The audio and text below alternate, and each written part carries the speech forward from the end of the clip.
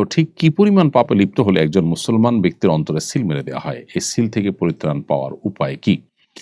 দেখুন, আমরা ৩ টি গুনাহ বা অপরাধের কথা বলব। যে ৩ টি গুনাহ বা অপরাধের ফলে মানুষের অন্তরে মোহর মেরে দেওয়ার কথা হাদিসে বর্ণিত হয়েছে।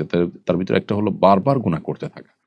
একই অপরাধ যদি বেপরোয়াভাবে মানুষ বারবার করতে থাকে, তখন তার অন্তরে আসলে মোহর মেরে দেওয়া হয় বা অন্তরে সত্য অসত্য নিরূপণ করার শক্তি হারিয়ে ফেলে। মোহর মারা বলতে সিল মারা বলতে আপনার কোনো একটা স্বচ্ছ আয়না, সেটা দিয়ে মানুষ ভালো-মন্দ দেখে, চেহারার ত্রুটি বিচ্যুতি দেখতে পায়। কিন্তু যখন সে আয়নাটাতে ময়লা পড়ে ভরে যায়, তখন সেটা দিয়ে আর সত্য অসত্য, ভালো-মন্দ, আ সুন্দর অসুন্দর এটা আর দেখা যায় না।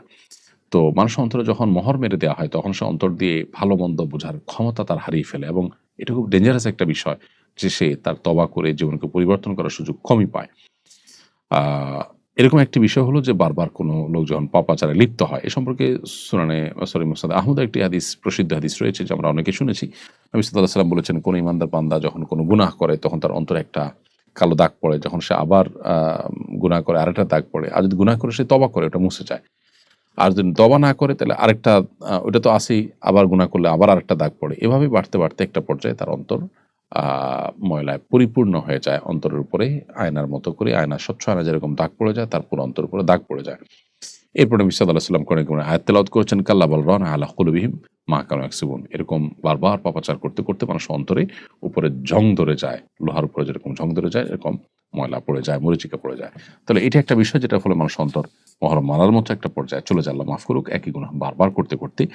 দ্বিতীয়ত, লাগাতার ৩ সপ্তাহ বেশি জুমার নামাজ তরক করলে তাদের অন্তরে মোহর মেরে দেওয়া হয়। এ সম্পর্কে সুনানে আবু দাউদে হাদিস বর্ণিত হয়েছে। নবী করিম সাল্লাল্লাহু আলাইহি ওয়াসাল্লাম বলেছেন যে, মান তারাকা সালাসা জুমাইন তাহাউনান, যে ব্যক্তি অলসতাবশত ৩ জুমা আ পরিহার করলো, ত্যাগ করলো, পড়ল না, তবে আল্লাহু আলা কলবি, তার অন্তরে আল্লাহ তাআলা মোহর মেরে দেন।